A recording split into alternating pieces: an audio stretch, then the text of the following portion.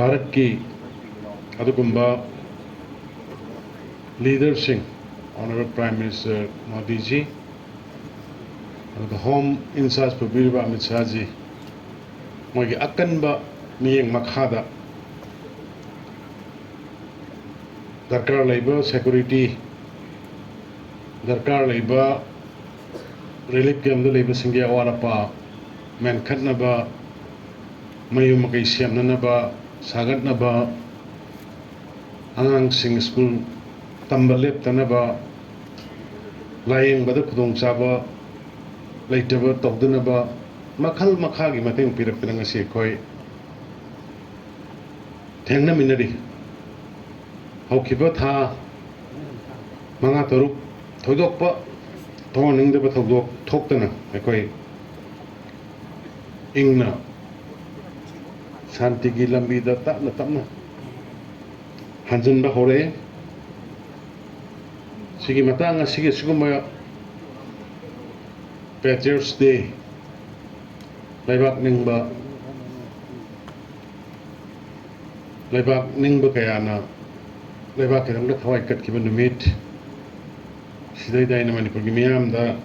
Sigi platform session Naga Appeal Tawzingi Madadi Ekoi Masin Punsul Laga Amato Ebagi Lingjian Makhada Namnam Sida सही सा क्या आदि कोई उसी चैनल ले रखा लेमिन रखा सिलिनाउ सिंपुना अमतोयना हेमिनना बगी वाखल दा शांति पोरना बगी लंबी दा कोई पुन्ना अमतोयना समिना से पॉलिटिकल एफिलिएशन नत्रगना ते मागी खेना बपुन थादोक नरकांदा अपुन मणिपुर की ओइबा वाखल मदा अपुन भारत की ओइबा वाखले में दा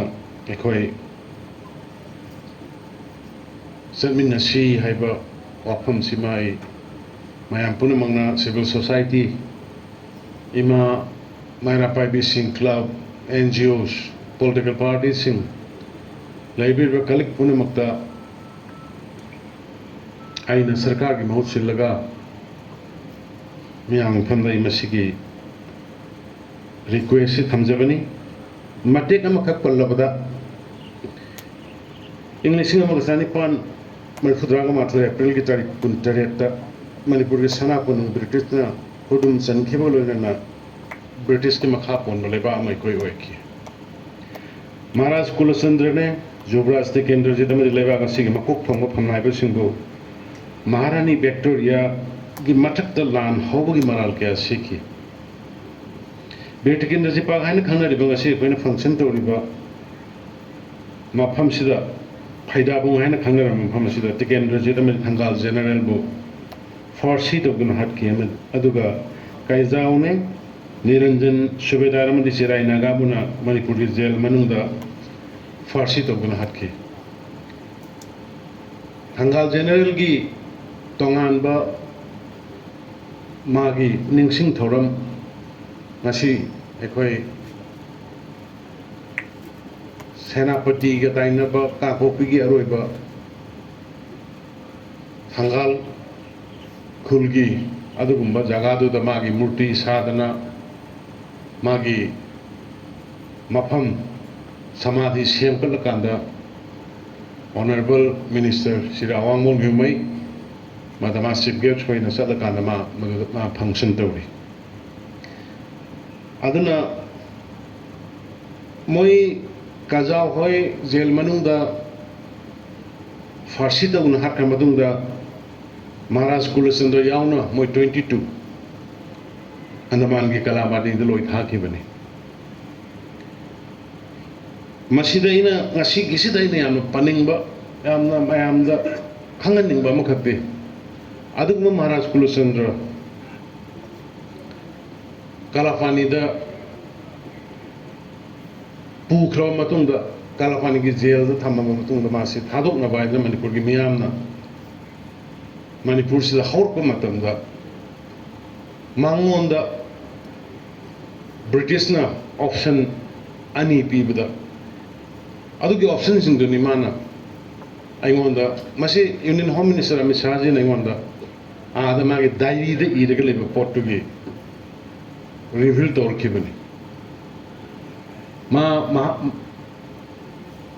महारानी एलिजाबेथ लाले हाइजो अदुगा मनी ब्रिटिश की मतकता अमोहन लान तौरोय हायो हाइबो सिगी अनीजी हाइरगा दिनंग थादो पिगे द मतमदुदा अंडमान निकोबार कलापानीदा ब्रिटिश की मोगी political agenda na laakanda adugi pawdu piram matamda Maharaj Kulasendra no ai miyama da masu England gi queen ni ai su Manipur gi ningthau ni aduna ningthau mana Maharani amada la lena haijabai ngamoy ai haijaro haiba magi stain second British Raj की मतक लाल हौररोय Hayu HYBE मतमदा Manipur के sovereignty बु इकाई खुमनगनी effect तौरोय हाइरगदी हाइगे नत्रदि हाइरोयना सिगी point अनि सिमाना deny तौखिबो मसे आइसु हाना खंगमदबनी हंद भारत सरकार ना अदुगा honourable prime minister Modi ji की मखादा अमित शाह जी की मखादा माउंट हैरियट ना दैदा लेरंबा मागी महाराज कुलचंद्र मदि मोय कुनिथोय गी लेभम जेल साबम मफम दो सिंग दो मदु माउंट मणिपुर पर्वत थाइदना मणिपुर गी दम ममिंग होन थोबाय कोइबो रेस्पेक्ट पीबो इन रिकॉग्निशन पीबो इन लेखिद्रबा अथौबा महाराजा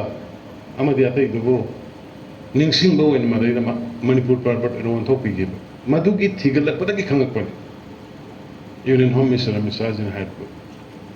अदगी अमु ख्वाइदगी फजबा इखोइना मावना तमजनिंगाय वेबसे करिनो हार काना महाराज कुलचंद्र सि मणिपुर गी सिदा इहौ मयामना हौरक्तना मासे थादोक्तबा यादबगी तंजा लाकपा कांदा माना थादोबा मतुंगा मा मणिपुर द हलखिते करिगी आइगी प्रजाना ब्रिटिश राज्य की मखादा मिना योलिंग थादन लेरकांदा आइना करी माइ पुरगा द हनगदोइनो इन मासे वृंदावन प्राप्ति वृंदावन सलकानमा मदैदा लाइनिंगा मपुनसी लोंगिबा अदुगुम यामना अखन्नबा मगुन लेबा अदुगुम निंगथौमनि आइना मासी पंजाबगी मरमदे इरैबा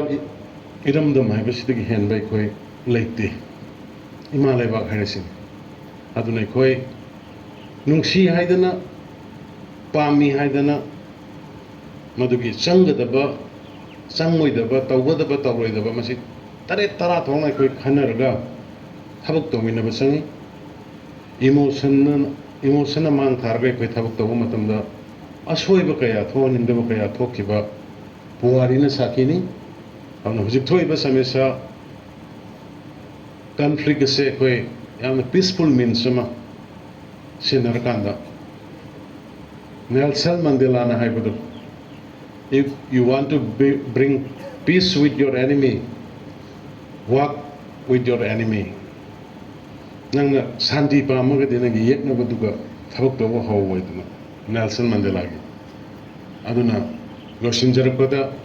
akhoi puning phathaba ingdaba akhoi majority community ni matam kaya wan akhoi support dorgalai ngasi sokoi matam khara support tawri tawgi basu tai imalai bakya punma satam kanna bhona buda aduga madumangna akhoi yekna badagi kirena lobusulan gani yekna masak khang batai marup masak khang batai madu kanda dai khoi gi akhoi na sanchaliba akhoi ngasi ge struggle samai pa khongam gani ana thajai no wafong kharsi thamjaraga mayam puno ko asik patriotic day numisida ai ya pa pajel pijari loina laikidraba pai pu singnaga sadanjali katminaba lengbir ko punama ai thagatsari papong kharsi thamagai mayam dagi bidai lobjari jai hind